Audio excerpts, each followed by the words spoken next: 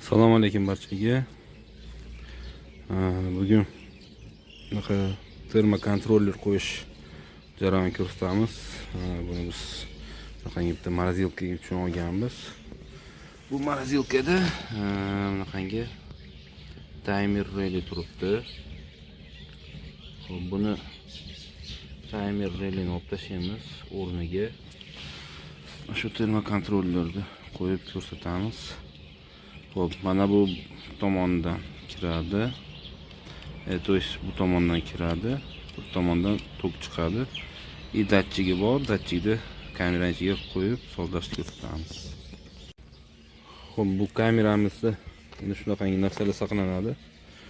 O'zi tak hozir ham atrof sovuq bo'lyapti, minus bo'lib. Malinalar shunaqangi narsalar saqlanadi. Xo'p, biz datchigni hozir o'sha teshikdan chiqarib, mana shunday qo'natamiz. Ichida bu yog'ini uramiz keyin. Xo'p, mana bu yerdan biz 220 beramiz vilkadan. Ana bu yerdan esa kompressorga chiqarib yuboramiz. Shuna qilib ulaymiz.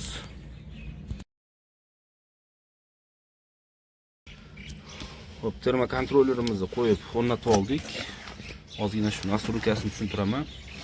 Bizda mana shu ikkala knopka bilan o'chirib yoqish vazifasini bajarishda belgilab beramiz.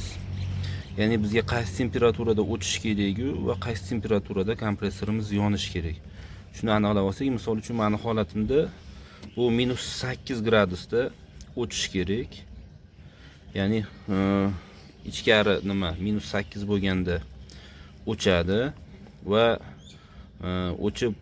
o'chgandan keyin, motor o'chgandan keyin sekin kamera yana isishni boshlaydi. Qayd etganda -1 yo 2 gradus bo'lganda yana motorni yoqib berish kerak. Mana shu nastroyka qo'yishim kerak. Uning uchun xo'p, mana bu chekkadagi knopka, chap tomondagi knopka bu qaysi temperaturaga yetganda yoqib berishni belgilovchi knopka hisoblanadi. Bunisi qaysi temperaturaga yetganda o'chirishni belgilovchi knopka hisoblanadi. Ya'ni buni nima qilishimiz uchun 3 sekundga bosamizda kerakli temperaturaga qo'yib olamiz.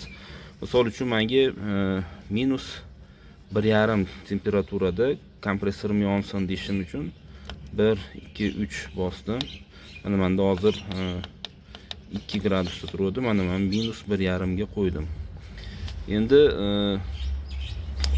o'chadi, -1,5 da o'chib, endi menga -8 da yonsin deb zadovat qilishim uchun 1, 2, 3 sekundga buni bosamanda, misol uchun 8 gradusga qo'yib qo'yaman. Ya'ni kamerada 8 gradus, -8 gradus bo'lganda avtomatik tarzda kompressor o'chadi va -1,5 gradusda avtomatik tarzda kompressor yonadi. Hozir sizlarni ko'zingizda bu datchik hozir pastda turibdi. Buni ushlab qizdirib, qo'limda qizdiraman-da. Temperaturaga qarab turamiz. Xo'p, qo'limda ushlab oldim. Hozir mana temperatura ko'tariladi o'zi. Mana kompressorimiz yondi. Buni qayta joyiga tashladim. Hozir yana sovishni boshlaydi. Ya'ni motor yondi. -1,5 ni o'tgandan keyin motor yondi. Hozir datchikni yana qayta o'sha muzxonani o'ziga tashlab qo'ydim, bankalar oldiga. Hozir -8 bo'lganda motor o'chishi kerak. Kuzatib turamiz. Qat'iy o'chirmay turibman. Chunki men o'zim ham tekshirib olishim kerak buni. Plusga o'tdi. Endi -8 bo'lishini kutamiz.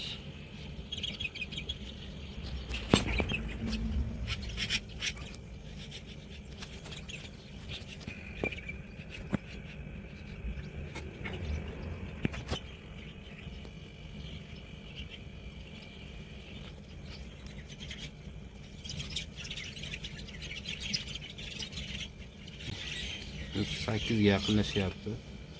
Hozir kompressor o'chirish kerak.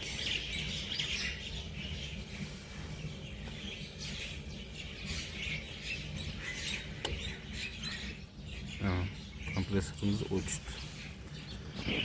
Bu termokontrollerda nafaqat sovuqqa, balki issiqni nazorat qilish uchun ham ishlatsa bo'ladi. Bu -50 dan to +110 gradusgacha bo'lgan haroratlarda bemalol nazorat qilib beraveradi. Faqat amperaji katta bo'lgan nimalarga qo'yib bo'lmaydi. E'tiborlaringiz uchun rahmat. Sog' bo'linglar.